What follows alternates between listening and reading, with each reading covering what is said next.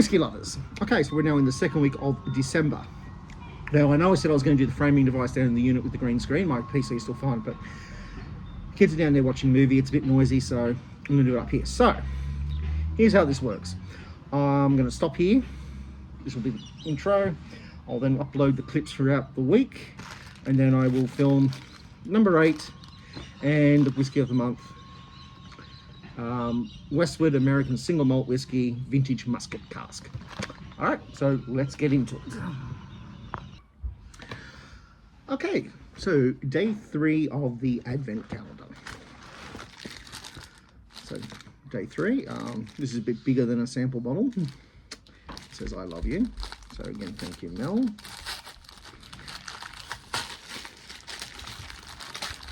What do we have here? Johnny Walker Red Label. Okay, let's see if I can what I recall of Johnny Walker. A Scotch whiskey. John Walker's and Son in Edinburgh. I know they own a single malt brand. Escapes me at the moment. Anyways, all right. So established in 1820. So this is your red label. So that it's blended, but it's a red label. So that makes it. What does this make it?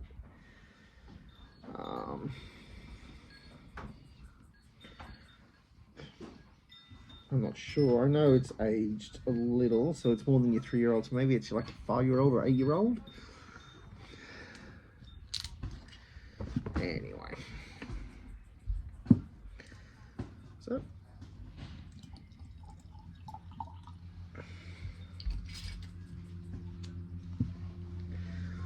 okay, we have nice golden color. I think that's a little darker than what the Tullys were yesterday. Citrusy. Hints of vanilla. Yeah, it's not overly complex. And I suppose that's what makes Johnny Walker such a popular blended whiskey. Yeah, not really much more to say about that. That's smooth, citrusy, slight hint of peppery as the aftertaste. Into vanilla. Other than that, yeah, it's not an overly complex whiskey. It's nice, enjoyable. Probably a good mixer, although you know, if you're going red label, probably not. Okay, so I'll see you tomorrow. Well, I'll record again tomorrow for day 4.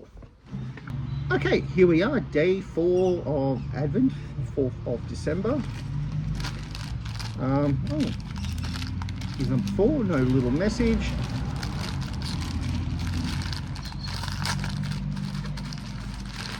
And what have we got? Ooh, another tealing. This one's a single grain. Okay, so day 1 and 2 we had a single malt, a small batch, and now we're having a single grain. So single grains are grained whiskeys, so no malt, or at least 51% grain, from the same distiller. It's just corn mash whiskey. Again, this is an Irish whiskey tealing.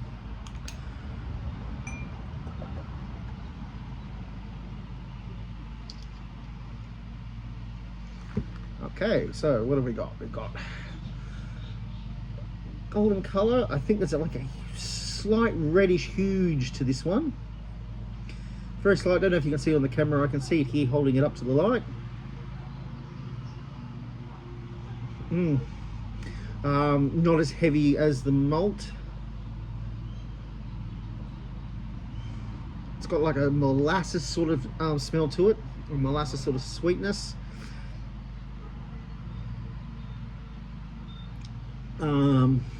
Possibly floral. Hints of vanilla.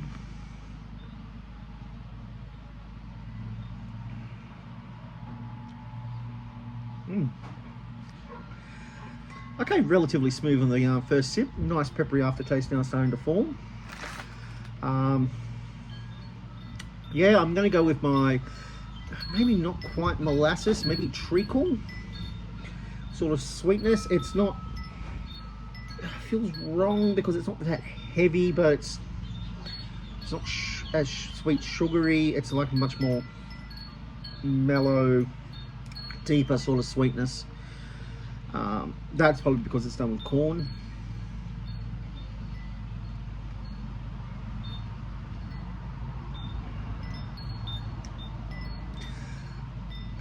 Maybe a little smoky. It's not like so much a peak, but anyway, rather delightful. Yeah, I haven't tried many single grains, and what I have tried I have liked. So yeah, Teeling single grain, excellent. A nice Irish whiskey, not overly complex. Okay, well, we'll see what we get tomorrow. Okay, day 5. So let's see if we can find 5 here. It's 11, 7, 8, 10, 5. Okay, with a little up heart. Thank you, Mel.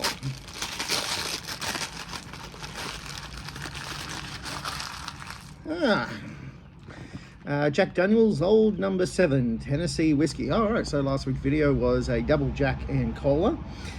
So I've already gone on, and I know I've done it before, Tennessee Whiskey. It's a bourbon. Either way, it's not a bad one. I don't think the Tennessee's is as sweet as some of the other bourbons, particularly like, say, Wild Turkey. Still usually a bit sweeter than what I'm used to with my malted whiskies, but nothing wrong with a bit of old Jack.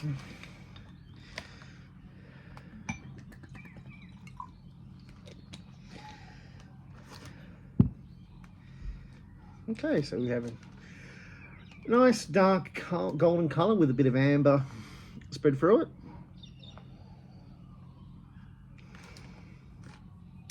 A nice spicy aroma, very sweet. Hint of oak. They just use normal oak, don't they? Oh no, there you go. I was going to say I'm smelling something a bit more like a charred oak. Now on the side of these, I've never noticed it before, I don't really drink Jack, is it's got a little chart graph here, and it just says sugar maple charcoal. So I say it's probably done in aged charred oak casks. So yeah, that's kind of cool. I thought I was picking up that sort of aroma. Matured for characters in our own handcrafted barrels. For flavour, it's only deemed worthy, and it's won 7 gold medals since 1904. I'm sure they're American medals, but I'm sorry, I don't mean to disparage good old Jack, but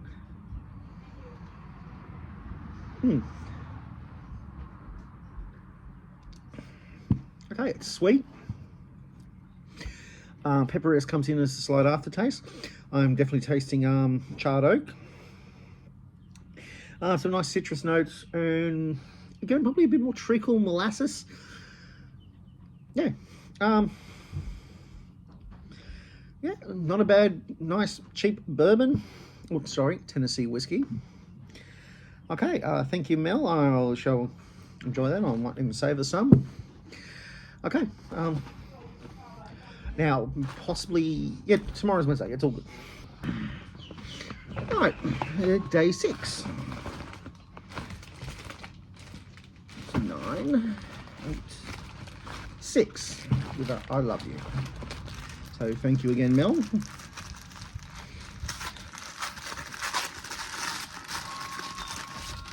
And what do we have? Oh, okay, we have a Seagram's VO blended Canadian whiskey, established 1857.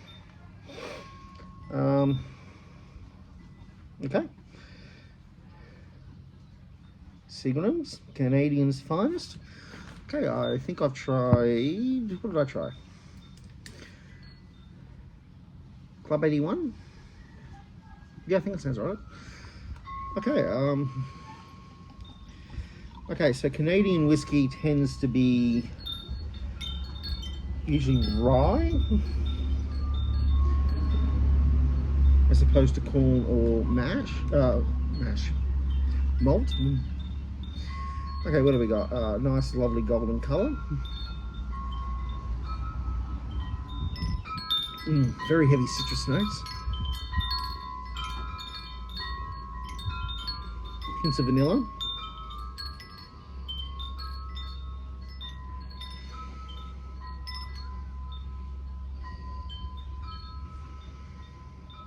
Yeah, maybe a bit of caramel.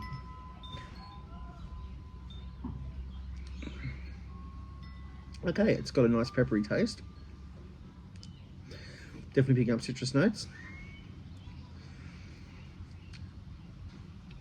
Yeah, vanilla, caramel, hints of oak. Yeah, not bad. So yeah, I'll have to look up this one. I don't know anything about this particular whiskey, but not bad. Very different to the Shaw's Club 81 I had. Whatever their premier really big one that's in America. But otherwise, yeah, no, quite enjoyable. Alright. Okay, so this week's whiskey. Oh, that's for the framing device. Alright. As you see, the light's fading very rapidly. But day 7. Unfortunately, today is my grocery shopping day, so I'm doing this a bit later, but I managed to beat the light. Just 2 7s on it. And what have I got today?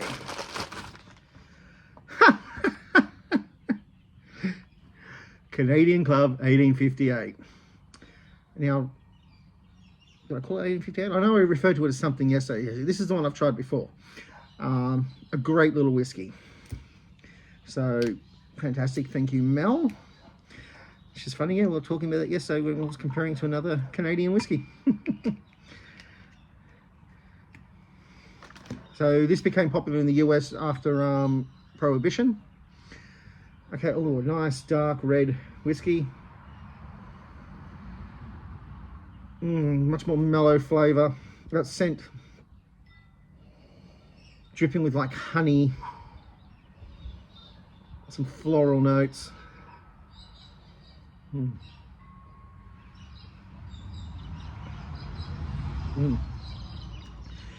Not too peppery. A little bit of a peppery aftertaste. It's got like a nice honey flavour to it.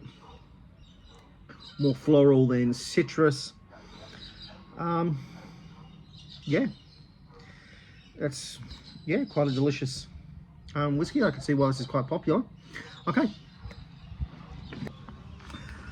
so number 8.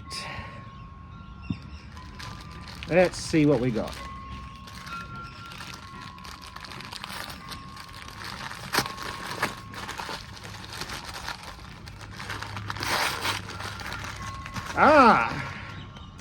Jameson Triple Distilled Irish Whiskey from good old John Jameson. I think I've done a Jameson before. I'm not 100% certain, but it's a very classic, typical blended Irish whiskey. Perfectly fine. So.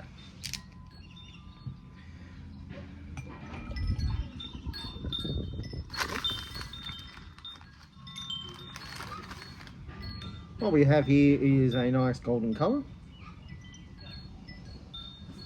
Nice citrus.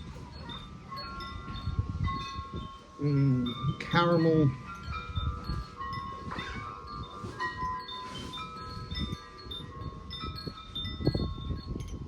Maybe a hint of oak.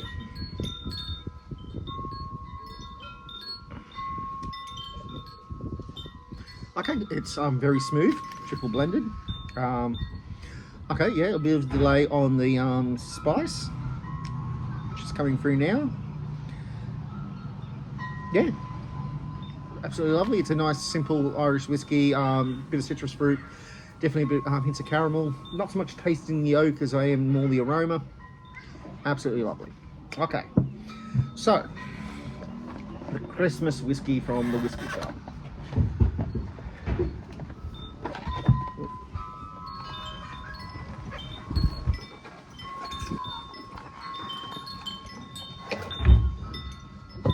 Alright, oh, I forgot how much I love the shape of the Westward bottles. Look at that. I love the uniquely shaped bottles.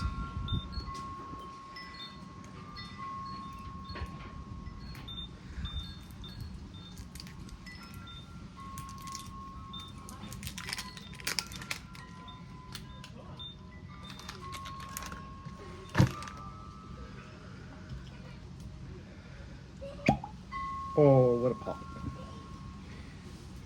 Shame I'm not at my PC and I can use my old Kite Man's.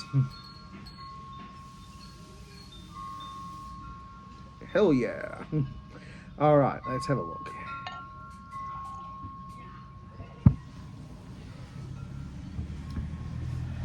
Okay, so what we have here is, oh, look at that dark red colour. Almost the colour of Musket itself. Okay,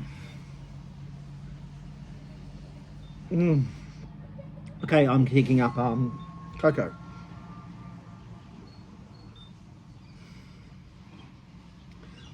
Lychee.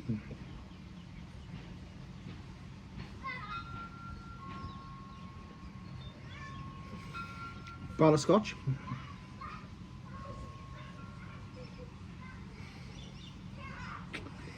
And there's some sort of other fruity smell, peach maybe. Okay. Okay, nice and smooth, fruity. Maybe some raisin,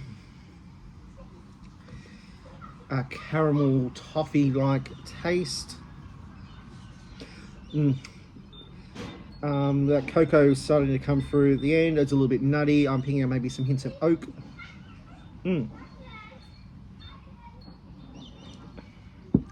Yep. Okay, so the club suggestion is to try this with your Christmas pudding. Every year, I think I've been with the club there. December is always paired with that. I don't actually eat Christmas pudding. Never trust a food you can use as a doorstop for 10 years and still eat. But I think this will go great with like sticky date pudding. Yeah, I definitely think this will go great with sticky date pudding. I might even try some.